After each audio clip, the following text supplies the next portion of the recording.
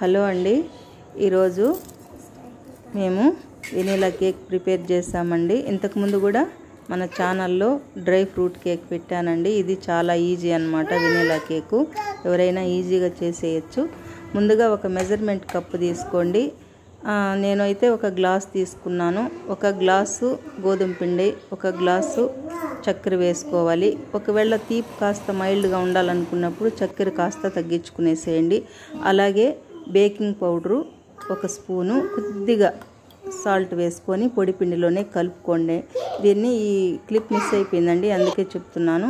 అలాగే ఒక గ్లాస్ ఫుల్గా ఒక ఎగ్గు, తర్వాత ఆయిల్, మిల్క్ 3 కలిపి ఒక గ్లాస్ వచ్చేటట్టుగా చేసుకోండి. దాన్ని మనకి మామూలుగా బ్లెండర్ లేనప్పుడు ఈ విధంగా మిక్సీలో వేసి గ్రైండ్ చేసుకొని ఆ మిశ్రమాన్ని ఈ పొడి పిండిలో వేసి ఒకే యాంగిల్లో కలుపుకోండి. దీన్ని కట్ అండ్ కోల్డ్ మెథడ్ అంటారండి. ఆ విధంగా కలుపుకోండి. తర్వాత అందులోనే వెనీలా ఎసెన్స్ వేసి ఒక చిన్న టీ స్పూను కలుపుకోండి, ఎందుకంటే ఎగ్ వేసాం కదా.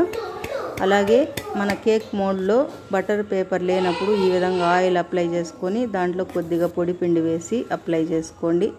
అందులోనే మనం కలిపి పెట్టుకున్న బ్యాటర్ని వేసుకొని బాగా తట్టండి, టాప్ చేయండి. అప్పుడు దాంట్లో ఏదైనా చిన్న చిన్న నొరగలు లాంటివి ఉంటే కూడా మామూలుకి వస్తాయి. అలాగే నేనైతే అవెన్లో పెడుతున్నానండి.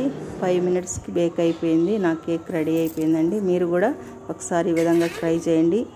నా కేకు ఎలా కుదిరిందో మీరు చెప్పండి.